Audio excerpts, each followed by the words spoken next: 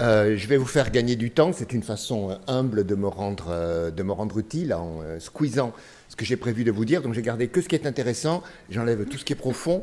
Et si jamais ça intéresse certains d'entre vous, vous le retrouverez sur le web. Vous avez l'adresse sur le papier et vous l'aurez à la fin de cette présentation. Donc je pose ça comme question. Il faudrait que les diapos changent. Ça, c'est la démarche et le sommaire, ça ne sert à rien. Mon angle de pénétration dans le problème. Ce que je fais, c'est de la techno-éthique, de l'éthique de la technologie. Et en fait, ce type de question est apparu plusieurs fois dans le débat tout au long de la journée où j'ai appris beaucoup de choses. Croisement entre la technologie et l'éthique. Ce qui me caractérise surtout dans le paysage français, c'est que je défends une version constructive. On a énormément critiqué, c'est très bien, mes collègues ont très bien fait ça. Moi, je pense qu'il est temps de reconstruire. Un exemple, le RFID et le NFC. Je n'ai pas le temps de développer non plus les exemples. Donc, si vous savez ce que c'est typiquement ce qu'il ne faut pas faire, c'est-à-dire une technologie qu'on a, mais qui n'est juste pas sociétalement acceptable. Parce qu'on n'a pas construit son acceptabilité sociétale, éthique, psychologique, tout ce que vous voulez. Et dans le cadre du problème aéronautique, ma réflexion est réduite pour des raisons de méthode et encore plus de temps maintenant. Je ne parle que du civil commercial et j'exclus les questions de sécurité. Ce qui n'est pas une très bonne idée, mais ce n'est pas grave. Il faut cliquer 2 fois. Très bien. Donc, je continue. Pardonnez le bandeau de deuil sur mes diapos. Tout le monde sait à quoi il fait. Il cache un peu les titres, mais vous suivez. Dans notre université, 3 étudiants ont été assassinés vendredi soir. Donc, c'est pour ça qu'il est là. Je prends sous l'axe des vertus qu'on demande à l'ingénieur et à l'ingénierie. Vertu, c'est un mot aujourd'hui très présent dans le vocabulaire de l'éthique et de la philosophie. On demande aux ingénieurs de fabriquer des produits, comme j'ai dit, soutenables et surtout sociétalement acceptables. Et pour ça, il y a des raisons d'être inquiet. Vous avez vu, là, vous avez des manifestants de Notre-Dame-des-Landes, vous fabriquez des avions, vous avez un mouvement social qui a apparemment le vent en poupe, en tout cas les médias dans le dos, et qui fait un panneau avec un avion barré dessus, même si ce n'est pas l'avion, c'est l'aéroport, mais bon, vous savez mieux que tout le monde que ça marche ensemble. Il y a des raisons de se poser des questions, et il y a des raisons d'arriver très vite à la question que je me pose à la fin, c'est est-ce qu'on demande aux ingénieurs l'impossible? Et ma réponse est oui, on demande aux ingénieurs l'impossible, d'avoir toutes les vertus, de rendre tout possible, beau, pas cher, sûr, recyclable, etc. Très bien. Mon travail consiste à réfléchir pour savoir comment on en est arrivé là, à demander l'impossible, et qu'est-ce qu'on peut faire pour désembrouiller cette situation. Chaque fois, sur mes différents points, j'ai pris un logo enfoncé le clou pour appliquer à l'aéronautique et pas vous gaver de généralité. Dans l'aéronautique, cette problématique, elle se présente d'une manière qui a été frappante aujourd'hui. Vraiment, je m'attendais à ça, j'avais préparé mon intervention, mais j'ai vraiment été scotché. Vous êtes dans une position qu'on appelle de la contrition, c'est-à-dire vous vous vivez vous-même comme fabricant des nuisances. Vous avez même une autorité des nuisances aéronautiques. Je me suis dit, mais s'il y avait une autorité de régulation de la nuisance universitaire, on serait mal quand même. Dans comment on se sentirait bon. Donc il n'y a pas que les manifestants, vous avez tout ça. Or, l'aéronautique, ça a été un des secteurs les plus, peut-être après le spatial, je ne sais pas, peut-être le plus prestigieux, c'était le même secteur. Pourquoi la valeur sociétale et comment est-elle remise en question? Et j'en parlais avec le directeur de l'ENA tout à l'heure. Ça, il ne faut pas le laisser continuer. Il y a eu un temps de fierté, tant mieux, pour nos ancêtres ou nos parents, comme vous disiez. Il y a un temps de contrition, pas de chance, c'est notre époque, mais il faut en sortir, et il faut en ressortir par de la fierté. Il ne faut pas se laisser demander l'impossible. Et sur les points, après avoir enfoncé le clou, je fais pire, je fais du politiquement incorrect, avec un panneau d'avertissement. Autrefois, on était fiers de prendre l'avion. Je me mets du côté passager, parce que moi je suis un passager, je ne fabrique pas d'avion. On n'imaginait pas que ça pourrait changer quand on grimpait comme ça sur la passerelle. Et est-ce qu'aujourd'hui on peut aller jusqu'à se vivre, mais il me semble qu'en partie vous y êtes, uniquement dans cette posture de contrition? Non. Comment on va faire pour ne pas le faire? On va repartir à la base de réflexion sur la mobilité. Est-ce que la mobilité est un droit? Droit à la mobilité, puis après on n'a plus qu'à calculer les quantités de carburant par passager, par an, par kilomètre. Très bien. Tragédie des communs, c'est quelque chose que vous connaissez et qui est profond, donc qui est supprimé de ma présentation raccourcie. Je ne développe pas, vous savez ce que c'est. Est-ce que le ciel est un espace commun que nous avons abîmé comme les autres biens communs? Je trouve, et l'image est là pour le dire, que c'est quand même bien caricatural. On ne va pas le prendre comme ça. Dans l'éthique contemporaine, donc les humbles petits morceaux de réflexion que je peux vous amener. On a compris, enfin pas tout ça, mais une partie, on a compris que parler tout le temps des droits, du droit à la santé, du droit, etc., de tous les droits, du droit à l'immortalité aussi, je ne sais pas, ça avait une limite. Et qu'il fallait commencer à réfléchir sur autre chose qui est symétrique des droits et qui est les devoirs. Et ça, on le sait bien dans une république, et on ferait bien d'y réfléchir. Quand il y a des droits, la gestion, l'interface de compatibilité, on va dire, entre ces droits, ça crée des devoirs. Et il faut savoir en parler. On n'est pas très fort pour parler des devoirs. Mais dans l'éthique contemporaine, il y a encore mieux que les devoirs. Il y a ce qu'on appelle les vertus. Aujourd'hui, le mouvement dominant en éthique, moi je me reconnais là-dedans, s'appelle l'éthique des vertus. Alors le mot vertu est un peu dépassé, mais tant pis, on l'assume. Et il peut y avoir de la mobilité vertueuse. Bon, c'est le pire à quoi vous vous attendiez dans le moralisme, mais je spécifie quelle vertu? La lucidité, qui est la prise de conscience, la satiété. La satiété, ça ne veut pas dire avoir peu, ça veut dire à un moment avoir assez. Ce moment peut être assez haut, mais juste il faut qu'il y ait un moment où on a assez, parce que s'il n'y en a pas, c'est là qu'il y a un problème. Et quelque chose d'assez rare, mais dont il faut vraiment parler, le courage. Et le courage, c'est complexe comme notion. Ce n'est pas une notion superficielle. Et dedans, j'y mettrai des ingrédients nécessaires pour refabriquer de la fierté, optimisme, innovation et humilité. Comment ça s'applique? J'enfonce mon deuxième clou, à l'aéronautique. La lucidité, j'ai rien à dire, vous l'avez. C'est l'idée qu'il faut absolument resituer toutes les activités, y compris l'aéronautique, dans des cycles globaux, écologiques, économiques, et beaucoup d'autres choses. Et peut-être, donc j'ai essayé de vous transmettre quelques petits outils de réflexion, peut-être arrêter de parler de secteur. Justement, il n'y a plus de secteur. Il n'y a pas de secteur aéronautique. Parce que secteur, ça veut dire couper en latin. Rien n'est plus séparable. Qu'est-ce que la satiété peut avoir à faire avec l'aéronautique? Eh bien, peut-être, vous avez tout à l'heure, quand il fallait s'y attendre, critiqué le low cost et le fait que les prix du trajet aérien soient peut-être trop bas. Ben justement, peut-être qu'on est rentré dans une logique qualitative de consumérisme qui était une mauvaise idée, et il est intéressant de restituer de la valeur qualitative et de faire de la mobilité pas un bien de consommation courante où tout le monde veut en avoir le plus possible et sillonne la planète dès qu'il peut parce que c'est tellement pas cher qu'on perd l'idée que juste ça peut ne pas avoir de sens. Et le courage, la troisième des vertus que je voudrais exemplifier, ben c'est juste, comme disent les consultants qui passent des slides, agir la transformation au lieu de la subir. Et ça s'applique, sortir de cette posture de contrition et d'attrition. Et en termes politiquement incorrects, ça veut dire il faut se préparer, peut-être dans une activité comme la vôtre, à renoncer, c'est pareil pour la voiture, renoncer à l'idée que la mobilité est un droit, et un droit qui est même une valeur absolue. Non, c'est pas si simple, il y a autre chose, il y a des devoirs, il y a des vertus, parmi lesquelles la sobriété, avec lesquelles il va falloir composer. Alors ça, je vais passer très vite parce que c'est du profond, donc c'est tout ce que j'ai supprimé. J'imagine que vous connaissez cette diapo, sinon vous l'utiliserez.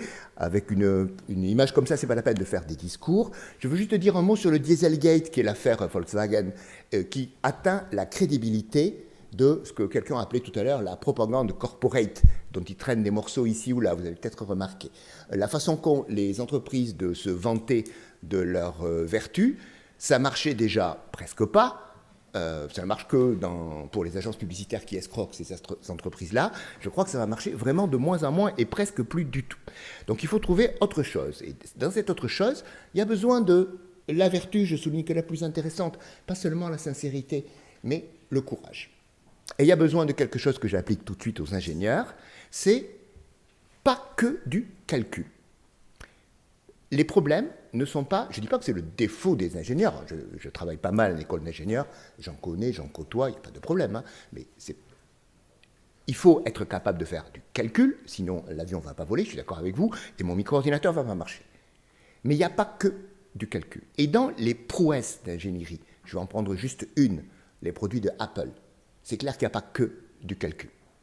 Et peut-être que dans les échecs d'ingénierie, notamment français, mais là je ne prends pas d'exemple parce que je veux rentrer chez moi en bonne santé, ben, il y avait peut-être que du calcul, ou beaucoup, beaucoup trop de calcul, et pas le genre de choses dont j'essaie de parler.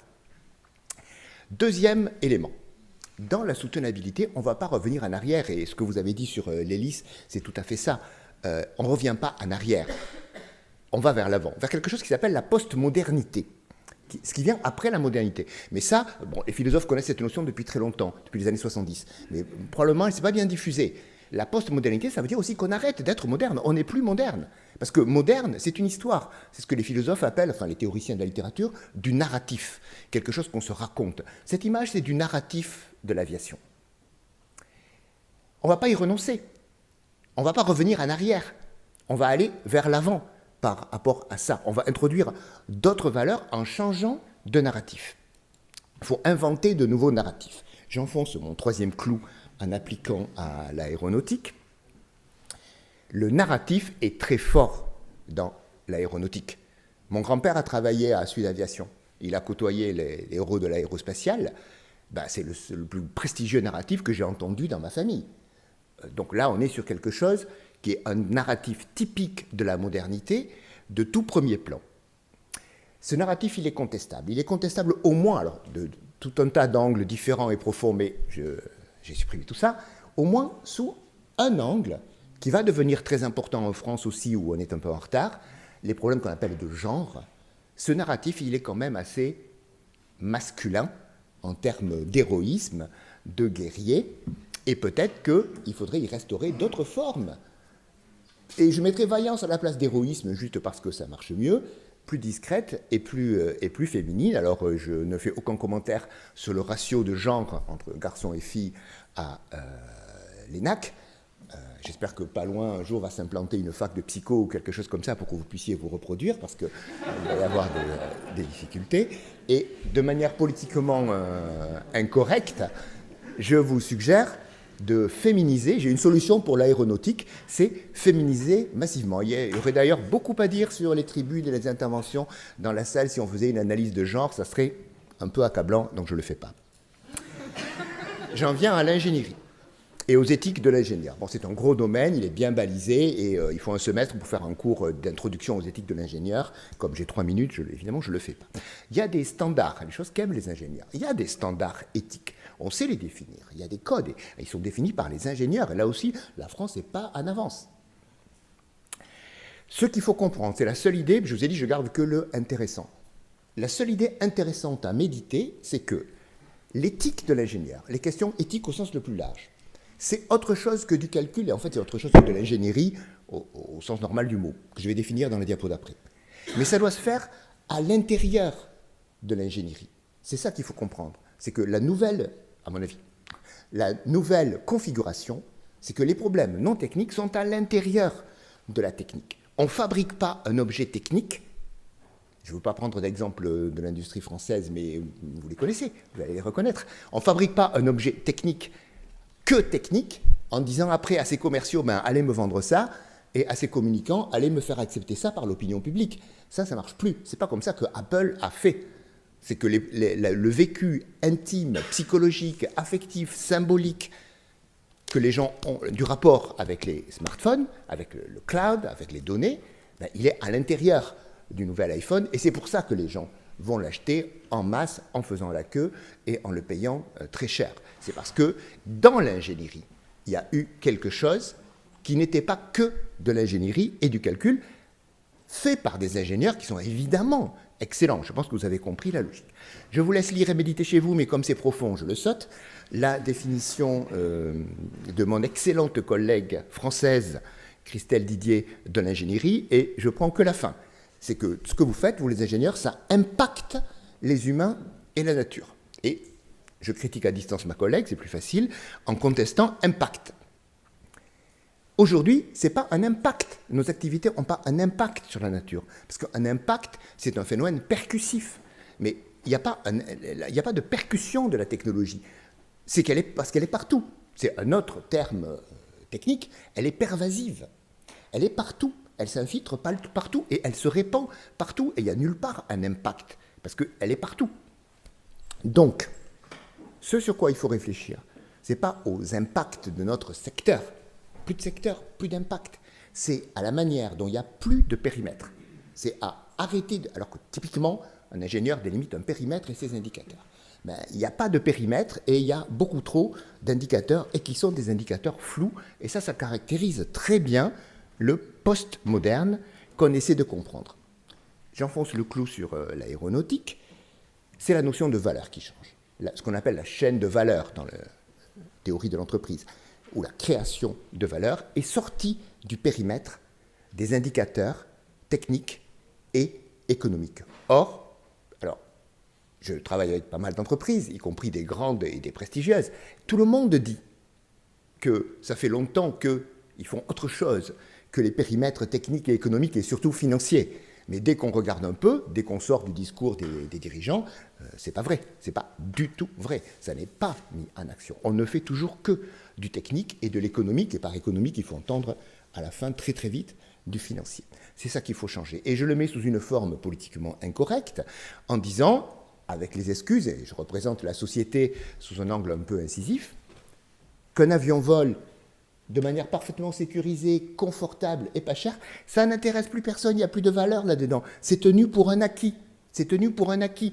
Comme le fait que quand je presse sur un bouton, on me dit où je suis, où je dois aller, et tout ça avec une douce voix féminine, et ça marche tout le temps, et ça coûte presque rien. C'est un acquis. Donc la valeur, il faut la créer ailleurs. Parce qu'il faut continuer à créer de la valeur, surtout si on veut développer de la fierté. Comment on peut créer de la valeur? Je termine par mon terrain, plutôt que l'aéronautique, la question des valeurs. Au minimum, en créant de la valeur, on crée de l'acceptabilité sociale. Regardez comment Google ou Apple fait accepter aux citoyens intelligents et cultivés des pays démocratiques, donc nous, un contrôle total de toutes nos données. Parce qu'ils ont su créer de la valeur en échange de quoi? En échange de, voilà, je presse le bouton et j'ai ce que j'ai dit tout à l'heure, eh bien, je suis d'accord pour qu'ils sachent, ils puissent avoir toutes mes données et je sais qu'ils les revendent en arrière-plan et je continue à utiliser au moins l'un de ces deux systèmes. Ça, c'est de l'acceptabilité. Ils ont réussi à la construire, ça prouve que c'est possible. Comment on a fait? Ça fait longtemps qu'on le fait, ça. C'est pas d'aujourd'hui. Parce qu'on ne s'occupe pas que de l'ingénierie au sens de celui qui fabrique, designer, end. Désolé, mes diapos sont en français, on ne m'avait pas dit qu'il fallait les faire en anglais, mais il y a juste cette notion qu'on ne peut vraiment pas traduire. On s'occupe du user end, évidemment, et on s'occupe d'intégrer le user end et le designer end. Mais ça, on le fait déjà. C'est pas vers là qu'on va progresser. Ça, vous l'avez appris, j'imagine, ou on vous l'enseigne, enfin, j'espère. C'est les non-users qui sont intéressants aujourd'hui. Les périmètres disparaissant, le périmètre qui fait mal, c'est le périmètre entre les users et les non-users. Donc il faut s'intéresser aux non-passagers, aux gens qui ne prennent pas l'avion, par exemple parce qu'ils ont juste la malchance d'habiter sous une piste, hein, il y en a parmi nous, rendre acceptable l'avion pour ceux qui ni ne le prennent, ni n'en fabriquent, ni n'en vendent. Et ça porte un nom qui a une valeur devenue utile, à mon avis, de plus en plus, le pluralisme. C'est ça le pluralisme. Si vous voulez fumer, vous avez un problème avec les non-fumeurs. Votre problème avec le tabac, c'est le vote, tant pis pour vous. Mais ce qui est difficile à gérer, c'est le problème avec les non-fumeurs.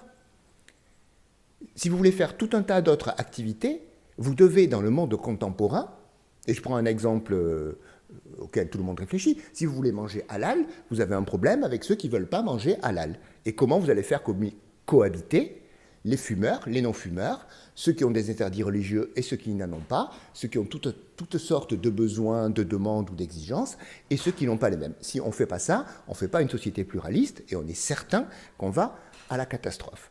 Donc il faut inventer, pas l'intérieur de son périmètre, il faut inventer l'interface avec les autres périmètres.